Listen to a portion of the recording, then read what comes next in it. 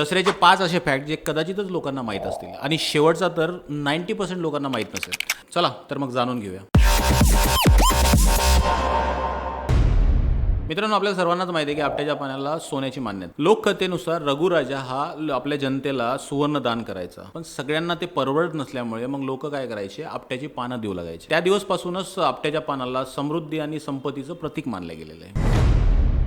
मित्रांनो, मराठ्याच्या शौर्याची परंपरा सुद्धा दसऱ्याशी जोडली गेलेली आहे. छत्रपती शिवाजी महाराजांनी शस्त्रपूजा करूनच आपल्या स्वराज्याची सुरुवात याच दिवसापासून केली होती.